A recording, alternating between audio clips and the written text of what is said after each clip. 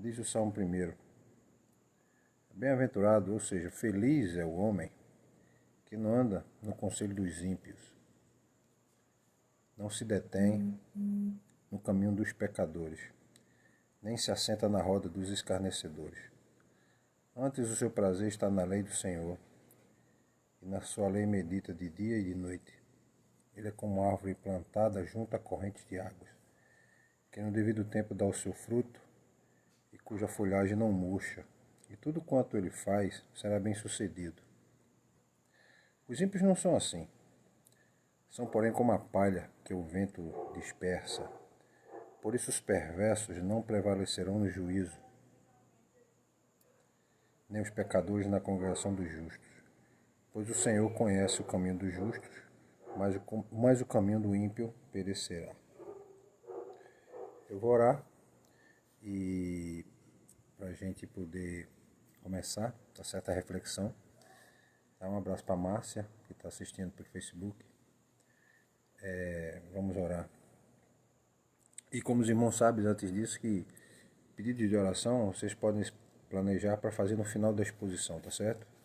E a gente ora, tá? Eu tenho oração pelo filho da minha prima, que ele é um recém-nascido, deve ter 3 semanas nascido.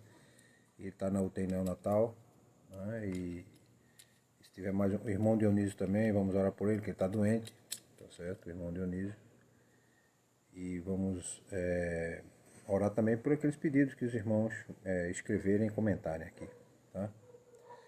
Então vamos orar. Senhor, esse Salmo 1 é uma declaração, Senhor, de alegria para aqueles que são enquadrados como justos. Porque o Senhor mesmo diz que o bem-aventurado homem que não anda no conselho dos ímpios. Bem-aventurado o homem que segue os ensinamentos de Deus e buscam pô-los em prática. Vivemos um ambiente hoje em uma época de muita perversidade, onde o mal nessa geração tem se desenvolvido e disseminado muito mais do que a gente tem ouvido no passado. Jesus, uma certa vez, chegou para os discípulos, né, que não tinham conseguido expulsar um demônio de uma criança, e disse assim: que geração incrédula e perversa, até quando vocês vão permanecer agindo dessa forma, sendo incrédulos e perversos? Então a incredulidade e perversidades andam juntas. E nós vamos refletir em cima desse salmo para tentar entender como devemos ser justos. É isso que eu te peço em nome de Jesus, amém. Então vejam só. Um abraço para Danilo. Então veja só, a primeira coisa que a gente vai ponderar é o seguinte: vivemos um momento onde o mal tem se proliferado muito. Agora mesmo eu estava ouvindo o repórter, os jornais, né? E sempre tem fatos de assassinatos e mortes e todo tipo de maldade sendo feita e formulada. Né? Uma certa vez um filósofo diz o seguinte, que para poder haver paz, né, para haver o justo, né, haver a paz e a justiça, e para que haja paz e a justiça tem que haver o justo, ele dizia o seguinte, que o justo é aquele que consegue harmonizar suas relações. Ele consegue manter a harmonia nas relações. Ou seja, ele tenta de uma forma ordeira pacificar as relações. Tá? E a Bíblia diz que o bem-aventurado homem que não anda segundo o conselho dos ímpios, não se detém no caminho dos pecadores, nem se assenta na roda dos escarnecedores. Então a gente tem que ver de que lado a gente está. De que lado você escolhe estar, de que lado as pessoas vão escolher estar. Então, o ser humano, ele é conhecido e ele é definido, ele é reconhecido, tá? Pelas coisas que ele pratica, né? Pelos ambientes que ele frequenta, que ele costuma passar, né? Pelas pessoas que convivem com ele. Tá? Se você vive envolvido na prática de assalto, de roubo, de furto, você é conhecido como ladrão. Mas se você vive na prática do trabalho, e na prática de trabalhar honestamente, viver honestamente, você é considerado uma pessoa honesta e justa, por exemplo. Os lugares que você frequenta vão definir quem você é. As músicas que você escuta vão mostrar quem você é. A gente vive numa cultura hoje em dia, né, da música da sofrência e da música funk, né, onde moças e crianças até, né, eu já vi vídeo de crianças fazendo danças sensualizadas que mostram o ambiente e a forma delas pensarem, o que é que elas acham, o que é que eles entendem como o melhor para elas. E também com as pessoas que se convivem. Esses dias eu vi um vídeo pela internet, onde no Rio de Janeiro aquelas facções criminosas são chamadas de bondes, né? Os traficantes andam em grupos, e passou um grupo de umas 30 pessoas, todos armados fortemente, né, com fuzis, fuzil arma de guerra, tá? Porque para os irmãos terem ideia, um tiro de fuzil, isso no exército a gente já sabia disso, né? Se você colocar 30 pessoas, uma atrás da outra, um tiro de fuzil perfura as 31 pessoas. Tá? Pela potência de um tiro de fuzil. Então, o fuzil usado em arma de guerra é arma de imobilização total, ou seja, é feito para matar mesmo. Quando um tiro de fuzil acerta no indivíduo, onde acertar ele mata a pessoa. Aí ele acertou na perna, mas ele vai simplesmente levar a perna embora. Se ele acertar num braço, ele leva o braço embora. Se ele acertar na caixa torácica, ele vai abrir um buraco enorme nas costas. Né? Então ele mata a pessoa. E você vê essas pessoas caminhando as pessoas caminhando com esse pessoal. Então você vai ser conhecido como traficante também. E a Bíblia diz o seguinte, que bem-aventurado o homem que não anda no conselho dos ímpios. Ou seja, feliz o homem, justo é o homem, que ele não vive ouvindo, né, nem dando ouvidos ao ímpio. E o ímpio aqui é qualquer pessoa que não quer seguir os ensinamentos da palavra de Deus. Não é só o ateu, por exemplo, não é só o agnóstico, não é só aquela pessoa que não crê, ou aquela pessoa que não quer saber de religião. Na verdade é qualquer pessoa. Tá? É qualquer pessoa. Então, ele é descrito de uma forma, né, o justo é aquele que não anda. Né? E a forma que o salmista vai falando, ele vai mostrando o seguinte, que as ações elas vão sendo gradativas. Você andar, deter-se, ou seja, parar para ouvir e assentar-se. Tá? Então, se você caminha com alguém e você conversa com alguém, você tem um tipo de atenção. Se você se detém no caminho, alguém fala e você para ouvir aquela pessoa, é porque aquela pessoa ela e dê uma certa atenção a ela, né? Um certo respeito. Mas se você se assenta para conversar, então você tem um respeito total por essa pessoa. Então, o texto diz aqui, bem-aventurado o homem que não anda no conselho dos ímpios, que ele não se detém no caminho dos pecadores, e nem se assenta na roda dos escarnecedores. O conselho do ímpio é aquele que ele, na verdade, ele vai de encontro ao que a palavra diz. Tá? Ele diz totalmente o oposto. Ou seja, o que é certo, ele diz que é errado. E o que é errado, ele diz que é certo. Vivemos numa época agora que há mais, vamos dizer assim, misericórdia com um animal que está na rua, por exemplo, você está chovendo ou está frio, alguém para e tira sua roupa e veste esse animal. Do que, por exemplo, com um bebê que está no ventre da mãe. E se mata com a maior tranquilidade, como se não fosse uma vida. Ou seja, se tem mais misericórdia, se tem mais atenção, carinho, cuidado com um animal que por instinto sabe sobreviver, diferente do ser humano, tá? Diferente do ser humano, ele sabe sobreviver sozinho, e diferente de uma criança, né?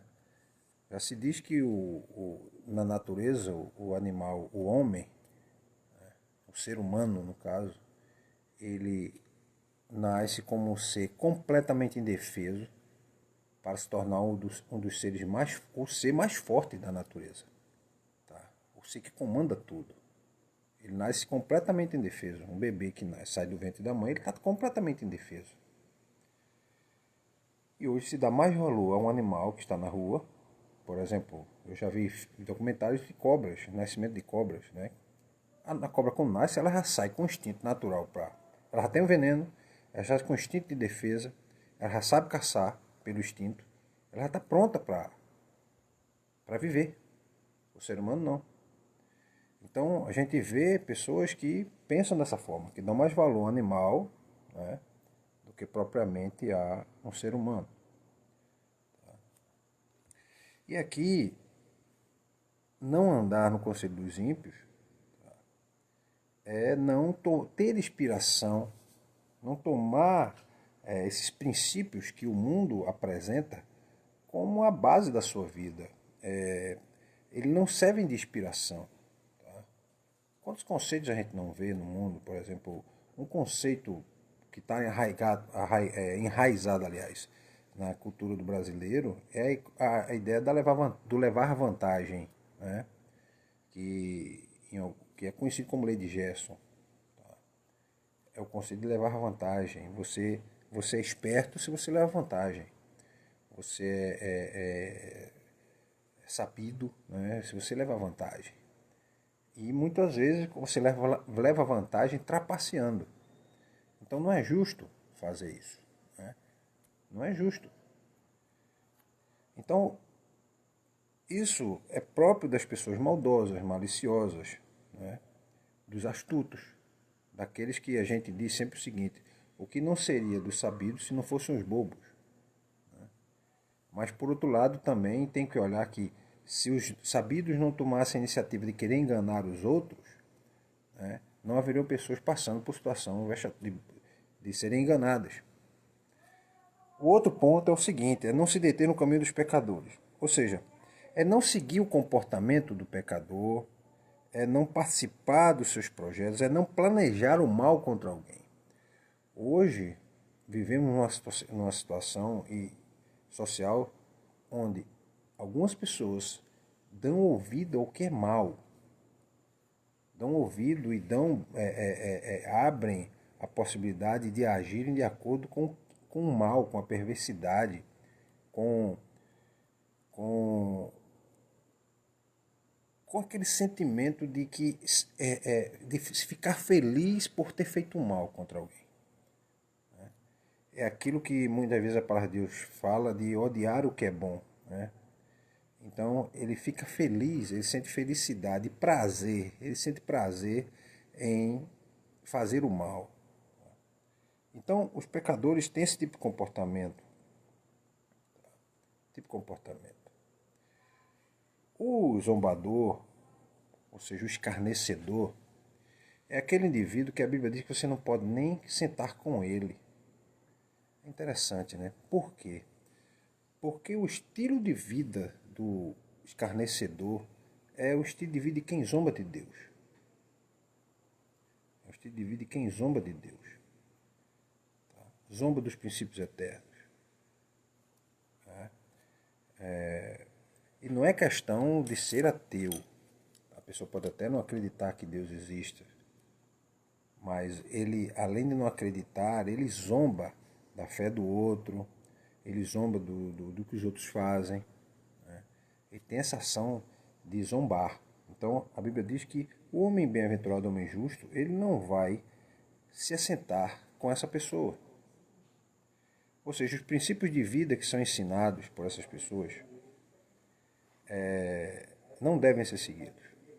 Então o salmista diz: olha, para que você possa chegar nesse último estágio de se tornar um escarnecedor, você tem que primeiro dar ouvidos para o conselho dos ímpios. Depois, né, de caminhar com ele, sentar-se com andar com os pecadores. Né? Andar com os ímpios e se deter com os pecadores. E no final, sentar-se com o escarnecedor. Esse é o degrau, né, vamos dizer assim, de descida do homem que deixa a justiça pela injustiça. Então, bem-aventurado é feliz, é aquele que faz o quê? O seu prazer está na lei do Senhor, e na sua lei medita dia e de noite. E lei, entenda-se, ensinamentos eternos, ensinamentos que buscam que haja justiça, buscam que hajam relacionamentos maduros, buscam a verdade a qualquer preço, buscam fazer acordos, por exemplo, comerciais, fazer negócios de forma justa. Tá? Então, essa é a explicação para que o justo possa, ou alguém que quer ser justo e possa encontrar felicidade. Então, em Timóteo tem até um texto que diz o seguinte, que aquele que quer uma vida justa, ele ora, ele canta louvores, ele pede consolo a Deus nas aflições, nas tribulações, nos momentos de dificuldade. Porque o justo, ele não, por exemplo, ele perdeu o emprego, alguém perdeu o emprego. Não é porque você chegou em casa que falta comida, que você agora vai ter que sair a assaltar. Mesmo que a lei possa lhe dar a possibilidade de você não ser preso se, por exemplo, você cometeu o que é chamado furto famélico. Ou seja, você furta algo que está com fome. Né? Então, o justo, ele vai tentar, de uma forma ou de outra, ver com Deus uma maneira de conseguir resolver esse problema. E quantas pessoas já não foram abençoadas? Né? Você vê, eu já vi vários casos de pessoas que são abençoadas e que contam, olha, eu cheguei num momento de desespero tão grande que eu clamei a Deus e com pouco tempo o meu problema foi resolvido. Não estou querendo dizer que você vai ficar em casa e não vai fazer nada. Estou querendo dizer que há uma demonstração prática de que Deus ele age e ele está a todo tempo e a cada momento acompanhando os nossos problemas, nossas necessidades. Então, o texto vai dizendo que o justo é como uma árvore plantada junto à corrente de águas. As correntes de água aqui são a palavra de Deus, ou seja, o justo está sempre sendo alimentado pela palavra, por esses ensinamentos que buscam trazer justiça, paz, harmonia, né?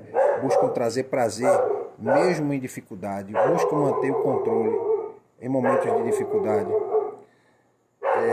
Faz com que você possa ter harmonia, mesmo com todo tipo de problema que você possa, mesmo com todo tipo de problema que você possa estar passando, mas você consegue manter sua paz, né? Consegue manter seu controle. Vão lá para frente, vão lá para frente. Manter seu controle. Então, aquele que é plantado, né? O homem justo é aquele que ele reage da mesma forma que a árvore plantada em ribeiro de água, ou seja, no devido tempo começa a dar fruto. E os frutos de justiça são frutos doces, não são frutos amargos. Os frutos amargos são os frutos da injustiça.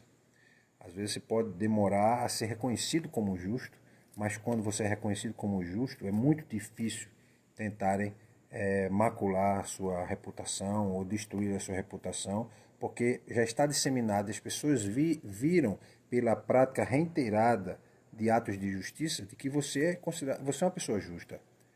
Né? Pessoas justas são pessoas que buscam viver em paz, viver em harmonia, tentam evitar os desentendimentos, conseguem resolver os problemas mantendo a calma e tentam saber controlar o temperamento no momento de aflição, no momento de dificuldade. Então, diz aqui, no devido tempo ele dá fruto, as suas folhagens não murcham e tudo o que ele faz será bem sucedido, ou seja, ele vai obter sucesso por ser justo. Os ímpios não são assim. A Bíblia, o salmista diz logo que, de forma categórica, os ímpios não são assim. Não são o quê? Não vão dar frutos no devido tempo. Eles não têm folhagens frondosas, não são como árvore frondosa, nem com folhagens fortes, viçosas, esverdeadas. Né? e eles não são bem-sucedidos. Num primeiro momento, ele até aparenta que obter sucesso. Quantas pessoas a gente não vê que trapaceiam, que enganam, mas que naquele primeiro momento elas demonstram que estão obtendo sucesso. Elas podem até obter um sucesso material temporariamente, mas por muito tempo viver a vida dessa forma, ela não vai conseguir manter isso por muito tempo. Então, essa árvore plantada é uma árvore que, junto de águas, ela não seca. Ou seja, esse ribeiro é um ribeiro onde a graça, o perdão, a promessa, a comunhão, a misericórdia, né, a paz estão sempre juntos, regando e sendo instrumentos para tornar essa árvore forte. E por fim, o que é que diz o salmista? Diz que, porém, o ímpio é como a palha que o vento dispersa. E essa palha com o vento dispersa, você fica entendendo como é que é a palha com o vento dispersa. Eu imagino que ele usou aqui a figura das colheitas de cevada, por exemplo. Colheitas de milho, colheitas de trigo. O que é feito? Na colheita de cevada, eles passavam a cevada, espalhavam a cevada no chão, tá? E começavam a levantar com peneiras grandes, jogavam para o ar. O que acontece? As sementes caíam, mas a palha era levada pelo vento. Era assim que eles separavam a palha das sementes. Do trigo exatamente fazia dessa forma. Com o milho já um pouco diferente, né? Eles separavam a palha e a palha eles jogavam fora e ela secava. E essa palha, ela depois era queimada. Elas eram queimadas. Então diz aqui que os ímpios não são assim, são porém como palha que o vento dispersa. Por isso, os perversos não prevalecerão no juízo, nem os pecadores na congregação dos justos. Os perversos e pecadores são duas classes diferentes. Tá? Perversas são pessoas que elas sentem prazer em fazer o que é mal. O perverso é esse tipo de pessoa, ele sente prazer. É algo chocante, mas tem pessoas que são assim, elas sentem prazer de fazer o mal. Tá? As pessoas que escolhem um lado escuro da vida, o lado do crime, por exemplo, muitos deles cometem crimes por prazer. Tá? Então, diz aqui que os perversos não prevalecerão no juízo, nem os pecadores na congregação dos justos. E olha, que pecadores na congregação dos justos é o seguinte, são aqueles que mesmo estando, vamos pensar nos conceitos modernos, né, estando na igreja, por exemplo, congregam, acompanham, fazem, participam das atividades, né, comunitárias, distribuem comida, fazem ação social, mas eles, na verdade, têm ainda aquelas práticas que são do passado. Né? Alguém que, por exemplo, ele trapaceava, enganava, ele buscava enganar as pessoas, ele continua com essa prática. Ele continua com essa prática dentro da igreja, com as outras pessoas. Né? Imagine a seguinte situação. Você recebe uma doação, por exemplo, de 20 cestas básicas, uma hipótese. Ele recebeu essa doação. Ele não precisa, mas ele pode chegar na igreja e dizer, olha, eu tenho aqui 10 cestas que foram doadas. E ficou com 10. E ele tem um negócio e ele leva para o mercadinho dele para vender, por exemplo. Ele está lá demonstrando na prática que ele está fazendo uma boa ação. Aos olhos daqueles que estão lá e não conseguem enxergar o que ele fez antes, eles vão entender que ele é justo. Mas diante de Deus, ele fez algo que é considerado como trapaça. Né? Então ele retém e vende. Né? Eu já vi pessoas fazerem isso. Pessoas que, por exemplo, vão pedir cestas básicas ao poder público e eles pedem, mas não precisam. E na verdade estão tirando de alguém que precisa. Nós estamos vendo agora, por exemplo, o caso dessa pandemia, onde as pessoas têm direito de retirarem R$600. Né? Eu conheço casos de pessoas que tiveram seus documentos clonados, pessoas que não conseguiram tirar e precisam tirar. E eu conheço pessoas que deram entrada e não precisavam. E não precisam. E a gente vê pelo menos vários casos sendo mostrados pela internet e mostrados pelos telejornais de pessoas que faziam isso e fazem isso. Né?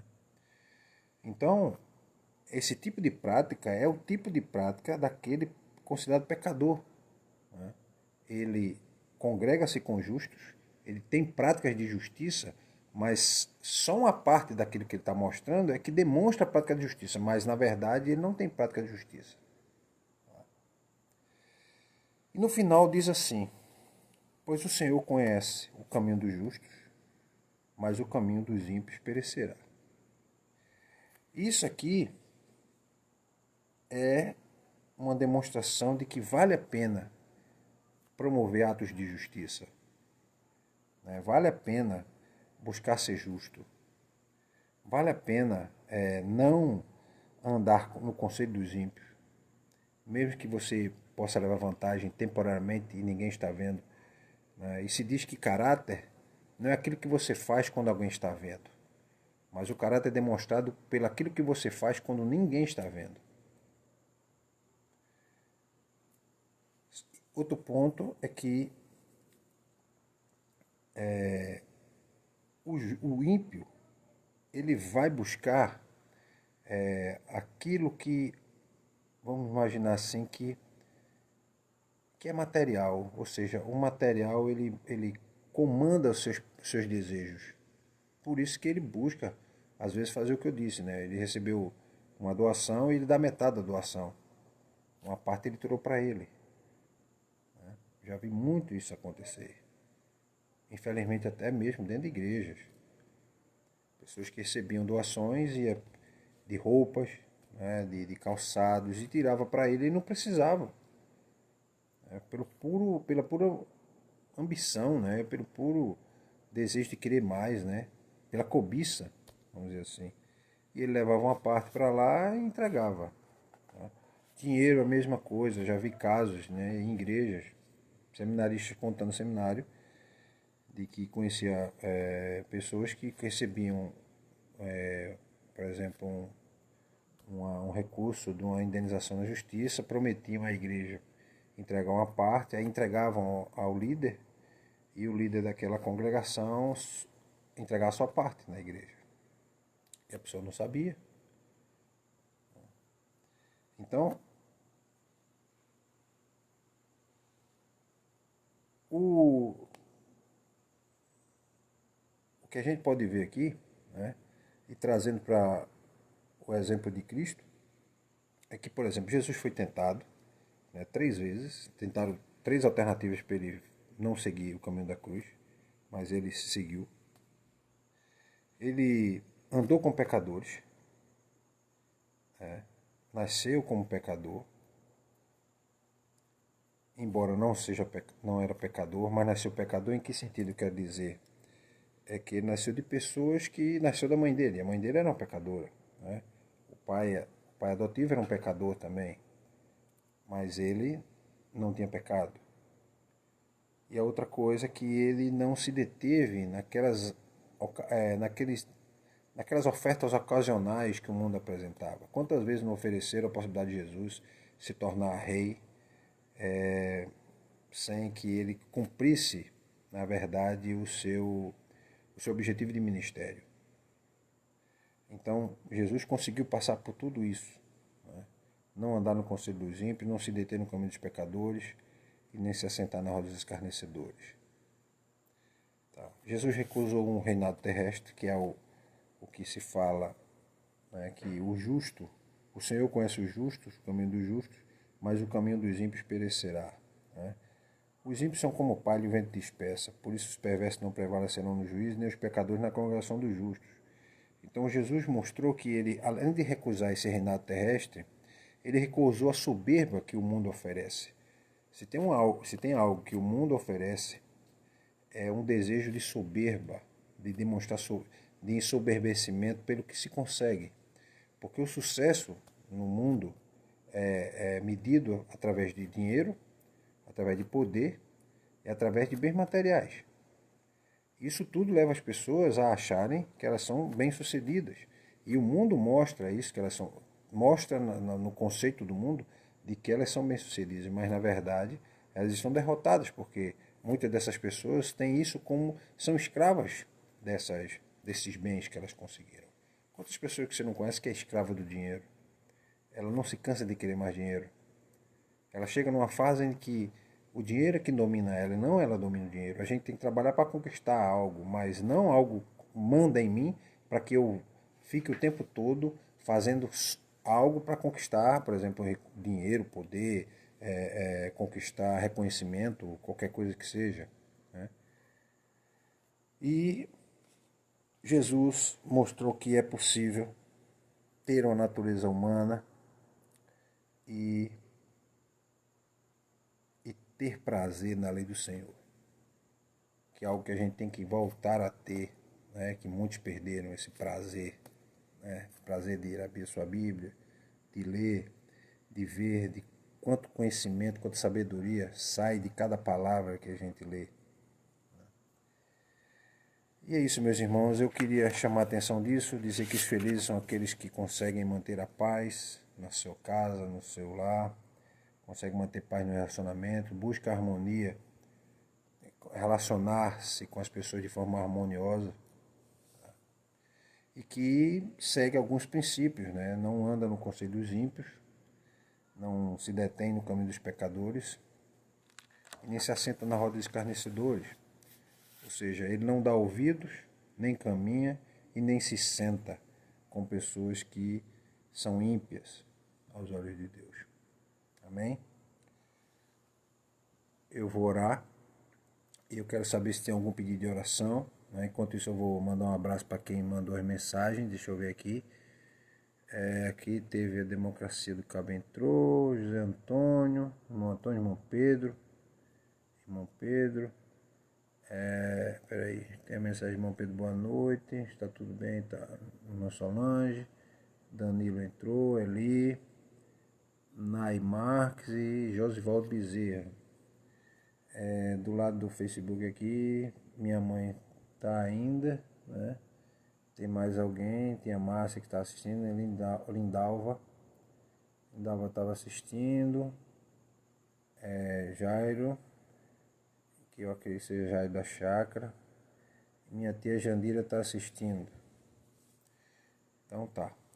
E se você tiver algum pedido de oração, né, eu vou orar pelo filho da minha prima, tá? Que ele está muito doente, está internado e tem acho que 3 semanas nascido, né? Até a gente orou por ele domingo na igreja. E se tiver mais uma oração, tá aqui a irmã Solange dizendo que peça oração por Danilo, filho da irmã Sandra. Ah, tá. A irmã Sandra, tá certo. Danilo, né? Tá, que é o irmão de Daniel. Eu ia até perguntar por esses dias como é que eles estão, né? O problema dele se agravou, foi? Tá, boa noite, tia. O problema dele se agravou, o problema dele se agravaram. A saúde dele se agravou. E o problema dele a irmã tá sabendo de alguma coisa, qual o problema que ele tá passando?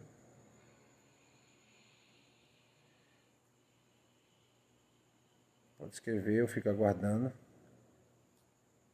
Tá, aqui tá minha mãe e minha tia assistindo pelo Facebook. É porque, tia, a gente aqui tá fazendo ao mesmo tempo, Facebook e pelo Instagram, entendeu? Então eu tô falando com algumas pessoas e olhando pro outro celular. Foi sim, pastor. Então tá. Então vamos orar pro Danilo e pelo o filho da minha sobrinha. Eu só não tô sabendo o nome dele ainda. Tia Jandira sabe qual o nome. É que saber, sabe, né? Tem como a senhora escrever o nome dele pra orar por ele. Pelo menino de Érica.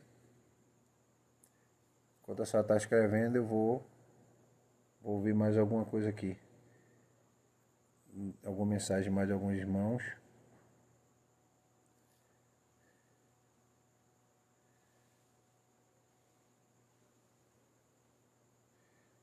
São problemas neurológicos, pastor. Ah, eu sei.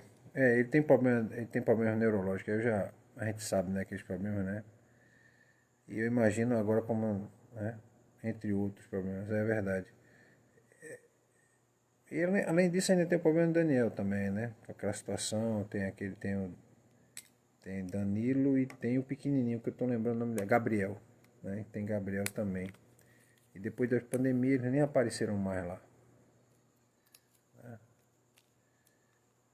Então tá, irmão. Eu vou ter até que ver um dia para ir visitá-los. Visitar ele e o irmão Dionísio, né? Sem lembrar de orar por ele também. Tá. Então eu vou. Tá muito difícil, né?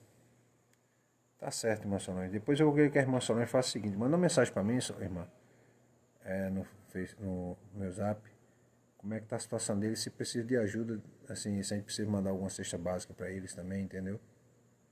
Porque eu não sei como é que tá a situação deles lá também, né? Que a gente sempre mandava.